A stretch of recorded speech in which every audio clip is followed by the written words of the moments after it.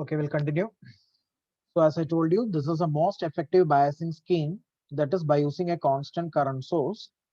And you can see in the circuit diagram, we are having a gate resistance Rg of order of mega ohm that is connecting between the gate and ground.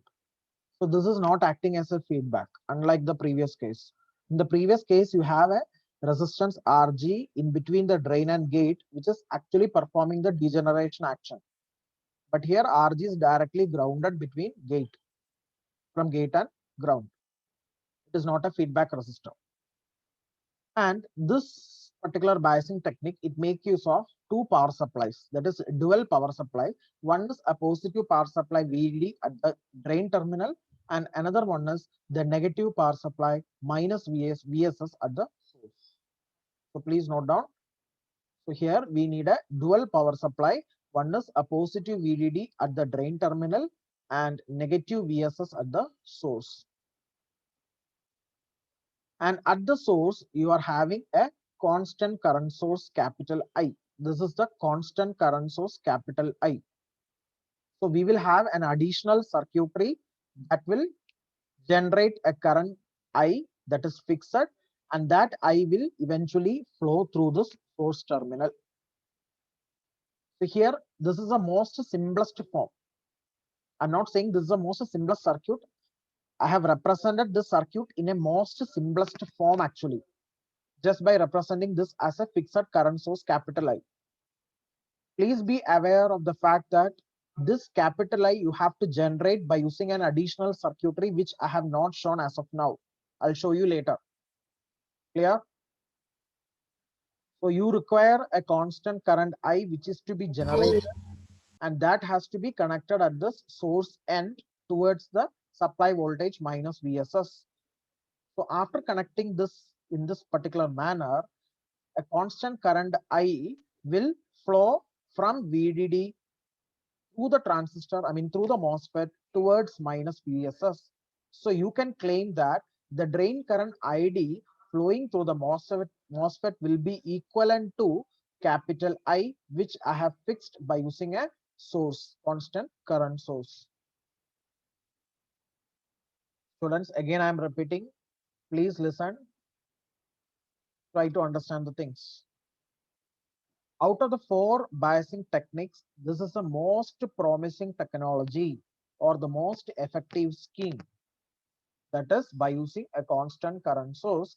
Even though the circuit is little bit complex, this can be used in designing ICs or integrated circuits. As you can see in the circuit, you are having two resistances. One is RD connected at the drain terminal, and another one the gate resistance connected between the gate and ground. Apart from these two resistance, you are having one constant current source which is denoted by capital I. This indicates that you require an additional circuitry which will generate a constant current capital I that will flow through this particular device. So this is the most simplest way of representing the circuitry by just putting this capital I in this particular way.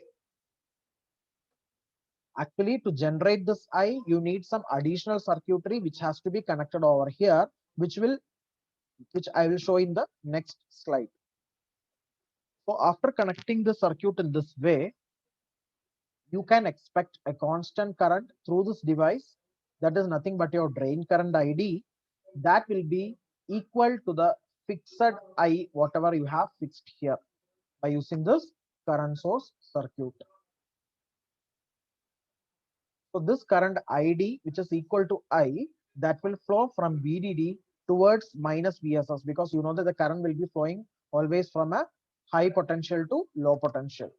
So the current ID will be flowing from VDD towards minus VSS, whose value will be equal to capital I that I have fixed by making use of this constant current source circuit.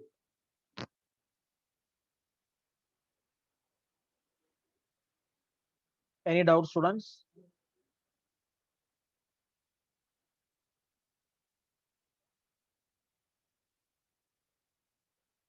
Now we have a current mirror circuit which is used to generate that capital I. I told you what is capital I. Capital I is the constant current source which is used in this biasing technique.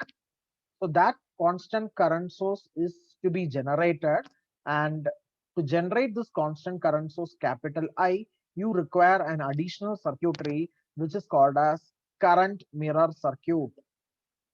Current mirror circuit. So this portion I have shown as dotted line. This will be connected to the source of the transistor Q, which I have shown in the previous figure.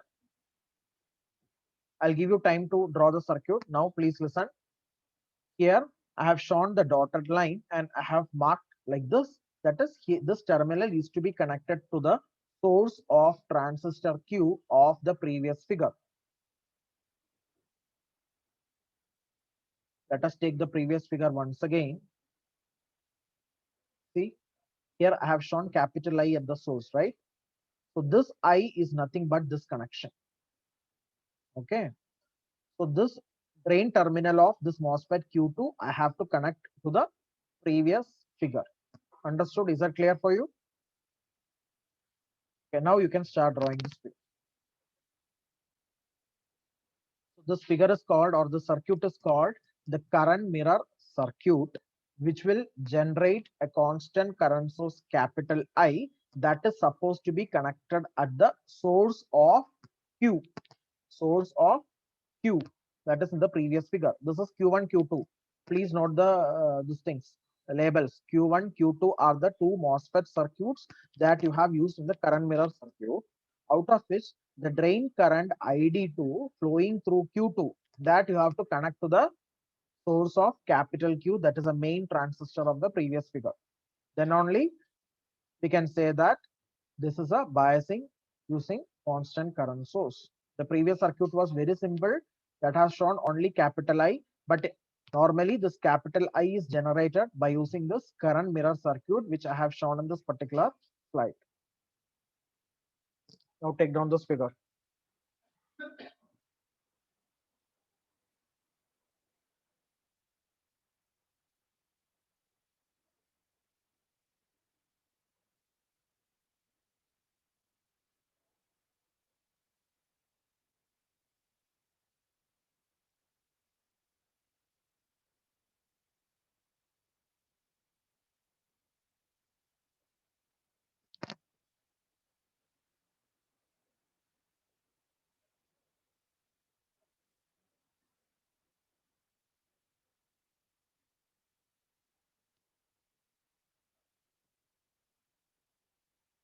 Okay, here also you can see there is a dual power supply required. One is a positive VDD here, another one is negative VSS here. Okay, and you can see the two MOSFETs Q1 and Q2 whose gate terminals are shorted together and source terminals are also shorted together. So gates of the two transistors are connected each other and source terminals of the two transistors are connected each other and connected towards minus VSS.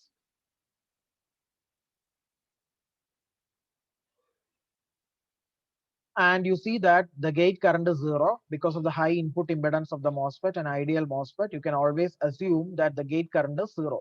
So this I will take it as 0. Now we have used a resistance R at the drain of Q1. We have used a resistance R at the drain of Q1. This R can be suitably selected so that you will get a proper reference current IREF. Actually, the value of this resistance R can be chosen in a proper way by making use of a mathematical equation so that you can fix I reference. Okay, the required value of I reference can be maintained through this particular transistor. I'll tell the equation later. So it is the resistance R who is going to determine the IREF. Again, I'm telling it is a resistance R who is going to determine the reference current IREF. This reference current will not split at this node, because you can see this node is nothing but the drain, which I have shorted with gate, which means the gate voltage is same as that of drain voltage. So there is no potential difference, and the current can be considered as zero because it is a gate current, which means whatever the reference current IREF is entering to this node, the same current will get flow through the drain terminal of Q1. So the current will not split, okay, because here I have shown 0. So IREF is equal to ID1. All of you take down. IREF is equal to ID1. Why? Because if you apply that nodal equation or Kirchhoff's current law at this particular node, the entering current should be equal to leaving current, isn't it? As of now, you don't have any leaving current through this path. There is no current through this path. As a result, IREF become equal to ID1. I reference is equal to ID1. And it is a resistance value R, which is going to determine this IREF, hence ID1. Since IREF is equal to ID1, indirectly you can say resistance R is determining the value of ID1 also.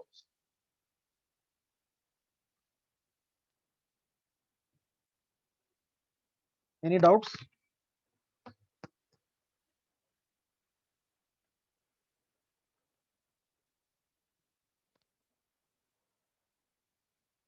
Okay, now let me take the equations. I hope you have taken down this and write this equation IREF equal to ID1 and the reason for that.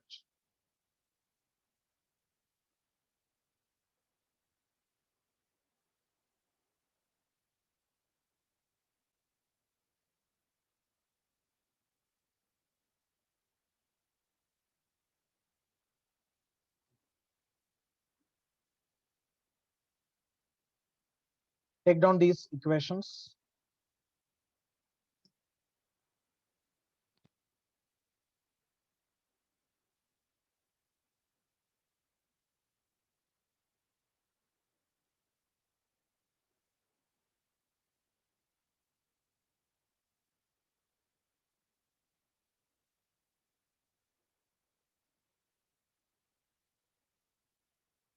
ID1 equal to half Kn dash W by L to the suffix 1 into VGS minus VT, the whole square.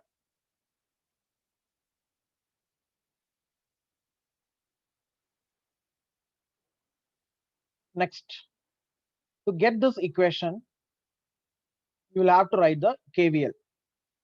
Okay. So how you got this equation? That is by applying the KVL. Let me take the previous circuit again. I'll tell the equation, then you can rearrange, and from that you will obtain ID1. Okay. So how to obtain that? That is what I have written here. The total voltage is your supply voltage VDD. The total voltage is your supply voltage VDD, isn't it? So from this, a portion of voltage is getting dropped across R. So that voltage is nothing but IREF into R, because the current flow through resistance R is denoted by IREF. So the voltage across R, you can write it as IREF into R.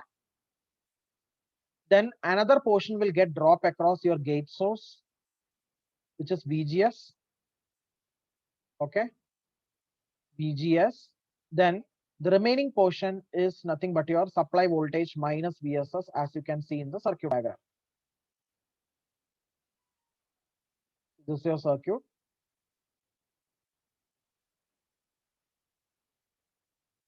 The total supply voltage is VDD, the positive voltage. From this, the current will flow and it will flow through R. So one voltage will get dropped, or a portion of the voltage will get dropped across R. That is nothing but your IREF into R. Okay. So VDD is equal to IREF into R. Now what is the next term? What is the next term? The next is the voltage across drain to gate, but drain is equivalent to gate here, because you are having a perfect short circuit across drain and gate, isn't it? So instead of writing VDS, you can simply write VGS. So you will write plus VGS. Then what do you have? In this direction you come. Then finally you are having a voltage minus VSS. So the equation is VDD is equal to IRF into R plus VGS minus VSS. Again, I will explain. The total supply voltage is VDD, out of which you are having a small voltage drop across R, that is nothing but IRF into R. Then we are having the junction voltage VDS, but VDS is equivalent to VGS because drain is equivalent to gate. So instead of writing VDS, I'll simply write VGS. Then we are having the third voltage, that is minus VSS. So this is the KVL equation. From this we are getting IRF. Rearrange this equation and find IRF. So IRF is equal to VDD minus VGS plus VSS whole divided by R.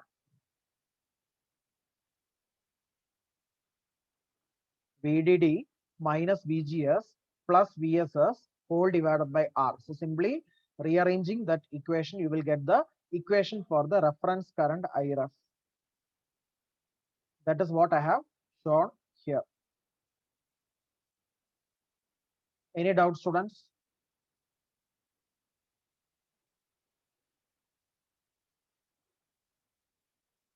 VDD plus VSS minus VGS whole divided by R, which is the equation for the reference current IRF. Again, I told you this reference current was equal to the drain current ID1 because the current is not splitting. Whatever the current you are getting through the resistance, the same current is flowing towards the drain terminal as well, because of which I have written I reference is equal to ID1. So this equation is clear for you. I hope so. Any doubts? Suchit? No, sir. Okay. Now coming to these two equations, already you have familiarized these two equations. That is the expression for drain current for saturation region. ID is equal to half Kn dash W by L into VGS minus VT the whole square, which is nothing but the relation between the voltage and the current equation in the saturation region. Now, here, since I am dealing with ID1, that is a first transistor, you have to denote the aspect ratio as W by L 1. Here I have denoted W by L 2 because I am dealing with the second transistor ID2, second drain current ID2. So half Kn dash W by L2 VGS minus VT the whole square. I'm not putting VGS1 or VGS2. Can you tell me the reason why I'm not putting VGS1, VGS2? I'm not putting VGS1 and VGS2. Why so?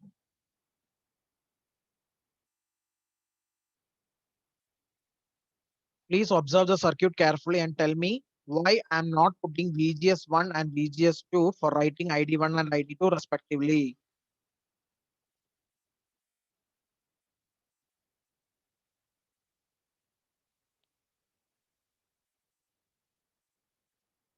Unmute and speak.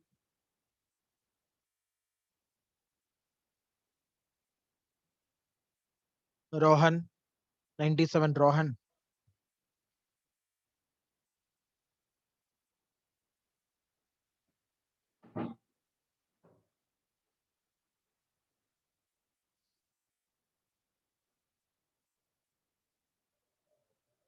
Good, Nikita. Yes. Others? Sandosh? Common. It is common. The gate is common and source is common, right? The two gate terminals are common and source terminals are common. Therefore, whatever the voltage gate to source you are having across Q1, the same voltage will appear across gate to source of Q2 also. So don't put VGS1 and VGS2 separately since the two voltages are equal.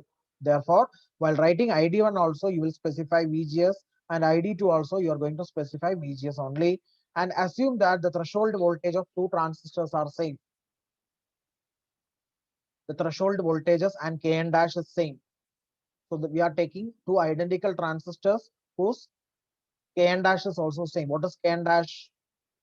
The process conduction parameter, right? Already I have explained in the introduction class. See, Kn dash is known as process transconductance parameter, mu n into COX, the product of mobility and the oxide layer capacitance. So we are assuming the two transistors or the two MOSFETs which are identical in nature in terms of Kn dash and the threshold voltage. Now what you will do is you will make these two equations as 1 and 2. 1 and 2. And this equation ID2 is equal to I. ID2 is equal to I. Why I have written ID2 as I? Because you can see the circuit diagram. Here I have indicated that this terminal I have to connect to the main diagram of source of Q, isn't it? This terminal I'm going to connect towards the source of capital Q. So in capital Q, the source terminal is defined by a current capital I. In the source terminal, you are having a current capital I, which means that ID2 is equal to I. ID2 is equal to I. I is the main current, that is a constant current source.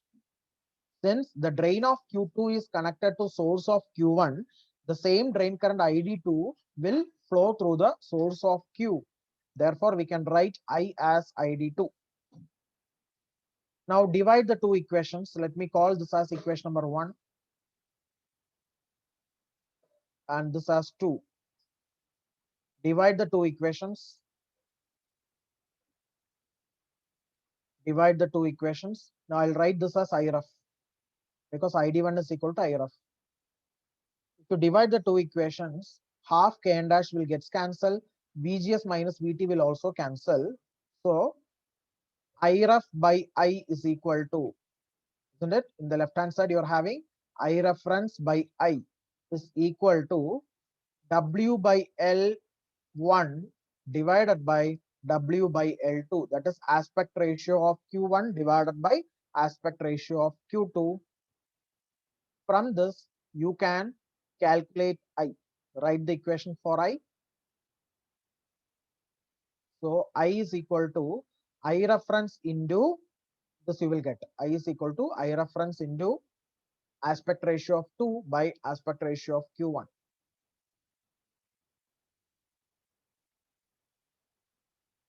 Okay, I'll stop the class here. We'll continue later tomorrow. Okay, any doubts? Okay, please mark your attendance from the class. Thank you all.